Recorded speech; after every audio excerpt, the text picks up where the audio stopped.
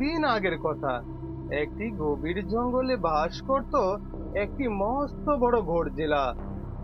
কিন্তু ঘোড়জিলা ছিল খুবই ভালো। সে কারো ক্ষতি করতো না।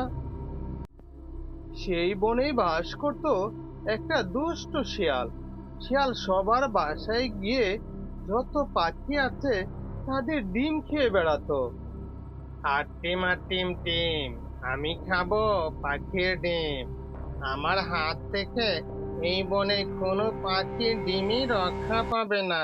যাই, আজ অনেক বেলা হয়ে গেছে। আমার যে খুঁজে পাখির ডিম বের করতেই হবে।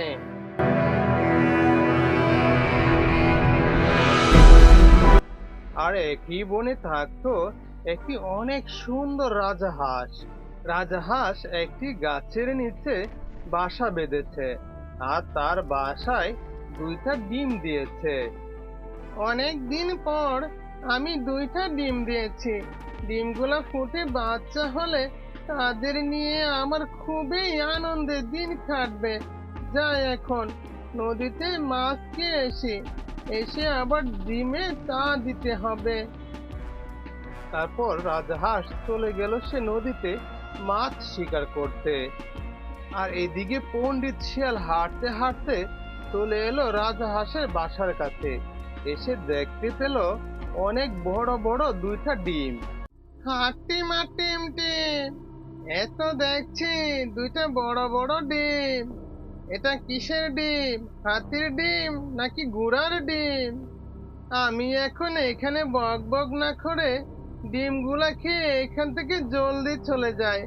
বেশি দেরি হলে আবার ডিমের মালিক চলে আসবে।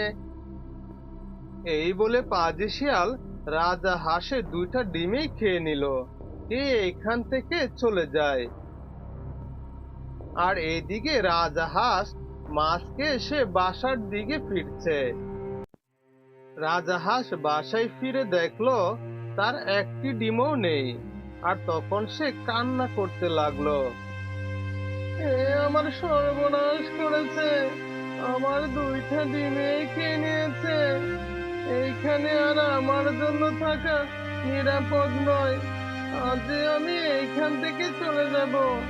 যেখানে নিরাপদ মনে হবে আমি সেখানেই বাসা বাঁধবো। এসব কথা বলে রাজাহাঁস এইখান থেকে চলে যায়। রাজাহাঁস হাঁটতে হাঁটতে সে অন্য একটি বনে চলে গেল। ওই তো, ওইখানের জায়গাটাই মনে হচ্ছে নিরাপদ হবে। আমি এইখানে আবার নতুন করে বাসা বাঁধবো, আর এইখানে আমি ডিম দিব। তারপর রাজাহাঁস সে আবারও নতুন করে একটা বাসা তৈরি করলো। রাজহাঁস সে আবারও ওই নতুন বাসায় দুইটা ডিম দিল। ডিম দিয়ে রাজহাঁস বলছে, আমি আবারও দুইটা ডিম দিয়েছি।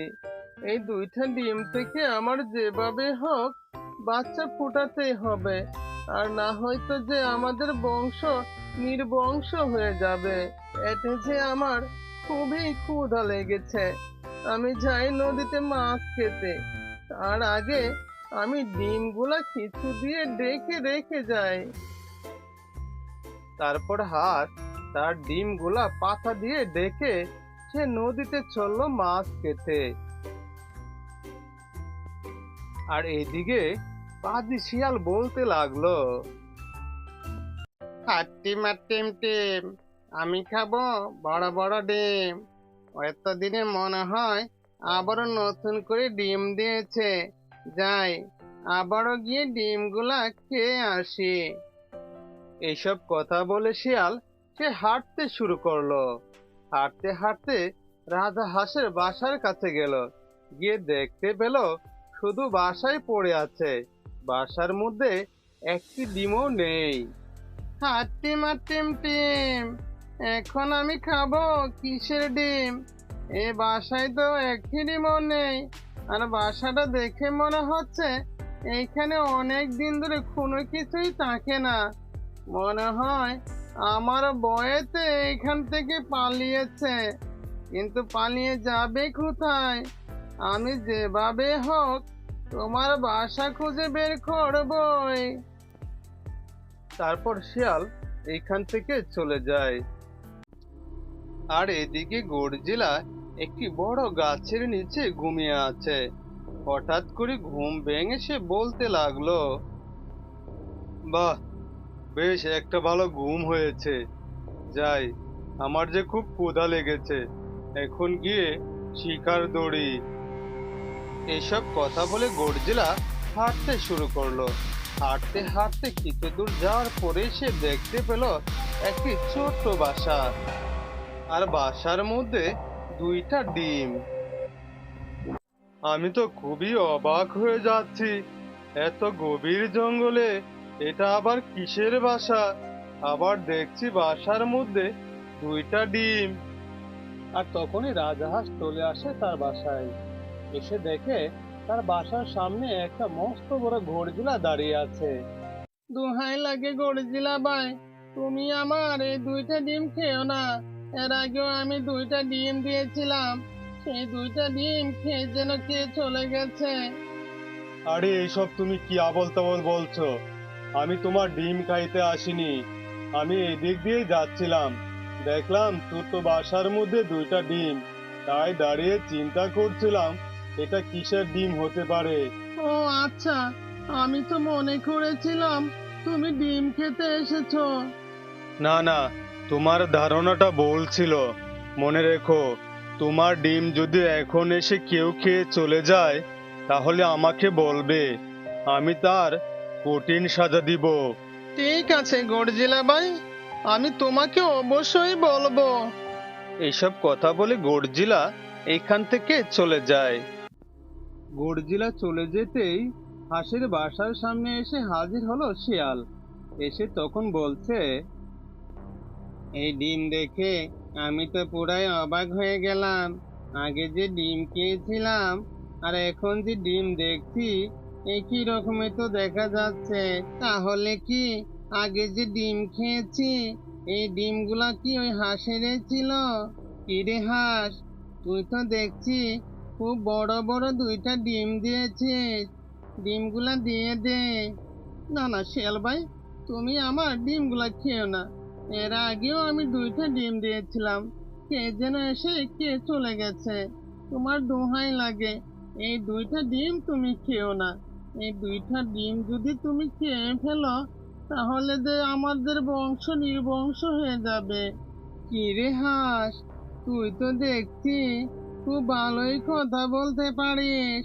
আগের যে ডিমগুলা ছিল সেইগুলো আমি খেয়েছি, এখন ভালোই ভালোই বলছি দুইটা ডিম দে, আর না হয়তো তোকে শহর দুইটা ডিম খাবো। শিয়াল ভাই, তুমি আমার এত বড় ক্ষতি করো না, আমি যে আর ডিম দিতে পারবো না। কিন্তু শিয়াল সে হাঁসের কোনো কথাই শুনলো না। সে আবারও দুইটা ডিম খেয়ে নিল। শোন হাঁস, আমি ইচ্ছা করলে তোকেও খেতে পারতাম, কিন্তু খাইনি। কেন খাইনি জানিস? তুই আবার ডিম দিবি, আমি এসে আবার খেয়ে যাব। এইসব কথা বলে শিয়াল এইখান থেকে চলে যায়। আর হাঁস সে মনমরা হয়ে বাসার কাছে দাঁড়িয়ে থাকে। আর এদিক দিয়ে যাচ্ছিল গর্জিলা। তার মন খারাপ দেখে গর্জিলা জিজ্ঞেস করছে, কি হয়েছে তোমার হাঁস? তোমাকে দেখে তো মন মরা মতো লাগছে, আর তোমার বাসাও যে ডিম দেখতে পাচ্ছি না। গর্জিলা ভাই, আমার এই দুইটা ডিম একই পাজি শিয়াল এসে খেয়ে চলে গেছে। সে বলে গেছে আগে যে দুইটা ডিম দিয়েছিলাম সেই ডিমগুলো ওই পাজি শিয়াল খেয়েছে। শিয়ালের এত বড় সাহস! যে বনে গডজিলা থাকে সেই বনে বাসায় এসে ডিম খেয়ে যায়। শিয়ালের তো আমার উচিত শিক্ষা দিতে হবে, যাতে আর ভবিষ্যতে কোনোদিন কারো বাসার ডিম না খায়। হাস, তুমি কোনো চিন্তা করো না, আমি এটা দেখছি। এই বলে গডজিলা এখান থেকে চলে যায় শিয়ালের কাছে। গডজিলা এসে দেখলো শিয়াল একটি গাছের নিচে বসে বিশ্রাম নিচ্ছে। গডজিলাকে দেখে শিয়াল দাঁড়িয়ে যায়।